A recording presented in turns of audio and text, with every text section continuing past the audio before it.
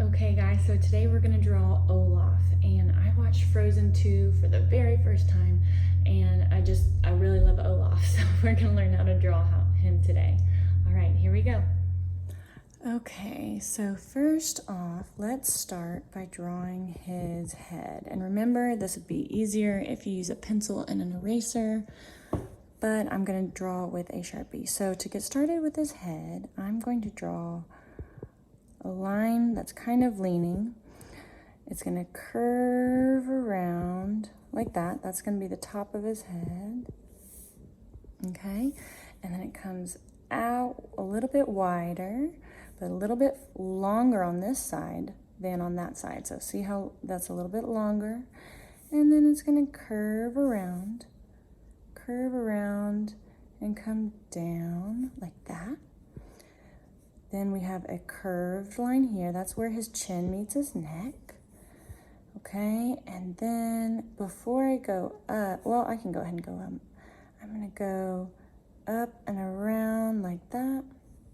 Okay, stop early. Don't connect it all the way up, because right here, I'm gonna put a dot right there. So a little bit in the middle of the face.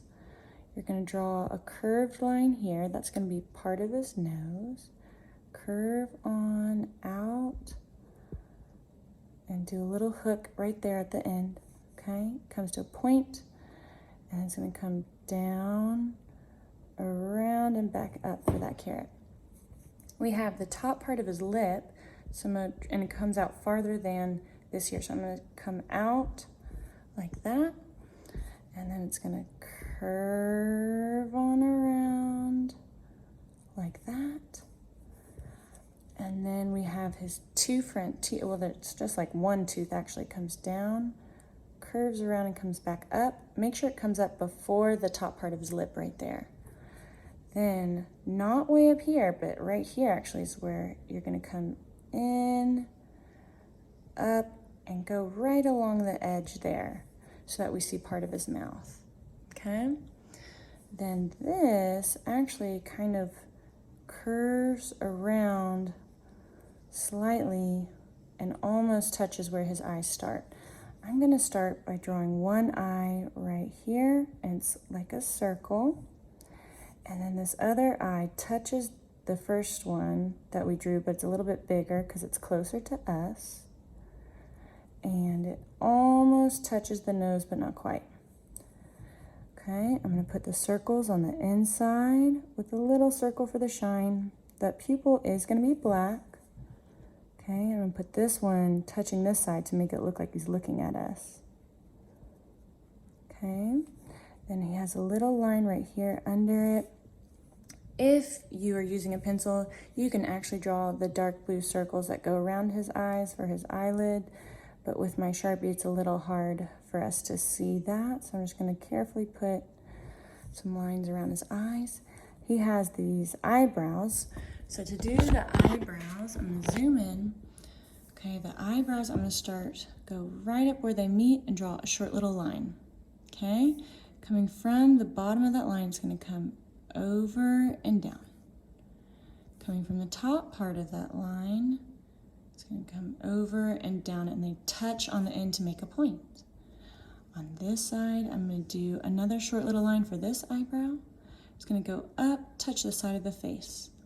Start at the top of that short little line, go straight over and touch the side of the face like that. Okay, he's got a few little lines of texture on the carrot there. Remember, to make that carrot look round, you want to curve those lines. Curve those lines to make your carrot look round. Okay, he has three little twigs, or he's got 3 twigs for his hair on his head, but at the angle at which I'm going to draw him, we're probably only going to see 2 and then the top of the third one. So I'm going to go up, and remember, these are kind of wobbly, so they don't have to be perfect, and over, and I'm going to make it a little thicker, so I'm just going to redo that line right next to it until the very end where I want it to get smaller. And it's going to have a little twig or a little branch coming off that one. Then close to that one, but not touching it, I'm going to draw the other one. It's going to go up, and this one's going to be taller before it bends like that. Now to make it thicker, I'm just going to go right along the edge until I get to the end where I want it to touch. And that third one, we're not really going to see the bottom of it because it's going to be in line with the middle one, and it's just going to curve on like that. Make it a little thicker like that. Okay, and there we go. Now I'm going to draw his little body, and this part is much smaller than the rest of his body, so it kind of comes from the side of that curve. It's going to curve out, around. I'm going to go this side of his neck, curve out and around, and then round on the bottom to make his body look round. And then the bottom part of him, of this third snowball here, is much bigger. So I'm going to start, it actually starts about halfway up. And then it's going to curve down, and I'm going to make him jumping. So I'm going to make this side kind of come down a little bit more, and then curve on around and touch like right there. Okay? That might have been a little big, but that's all right. I would make yours a little smaller. But I'm going to put his one foot right here, draw kind of a straight line, but then it curves, and then straight back up.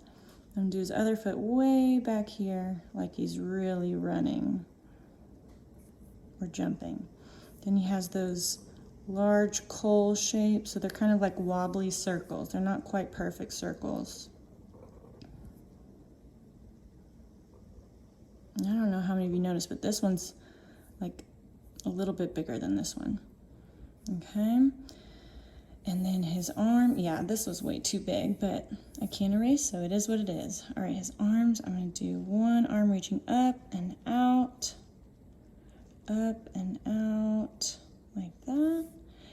So I did two lines to make that arm look like it's a little bit thicker of a branch.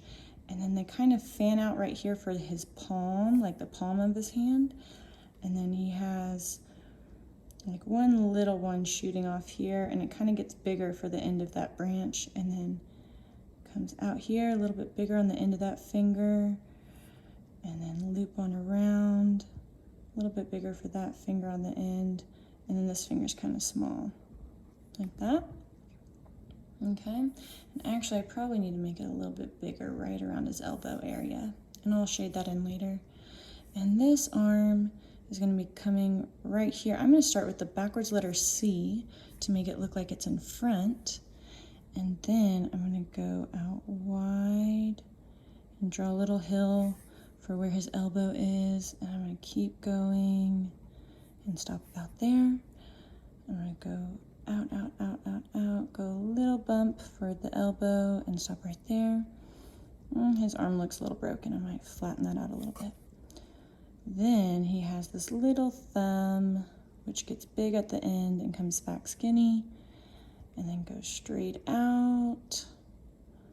Make it kind of like a big little end to the finger, and then come in, and then you're gonna go back out, making those fingers just like that, and then it comes in. Okay, now we can shade some of the darker things in. Okay, so I've shaded in some areas, and I'm gonna go ahead and draw a background. So I'm gonna draw just a line, hop over Olaf to finish out the snow, and then maybe there are some trees back here.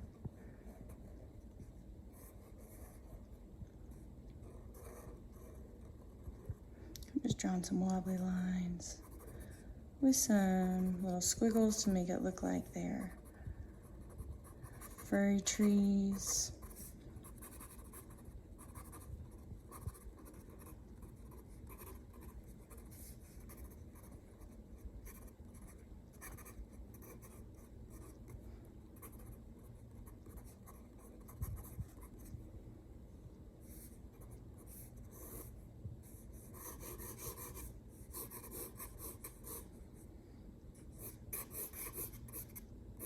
I'm just kind of scribbling back here to make it look unimportant in comparison to Olaf, where the lines are really crisp that we've just drawn.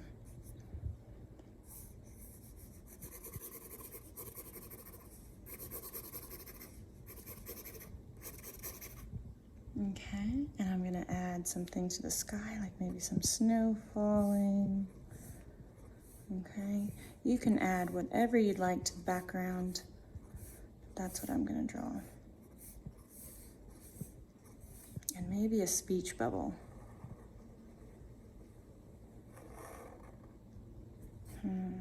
What should he say? I'm gonna put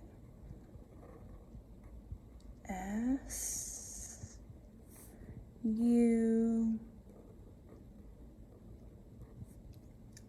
M M E R. Summer.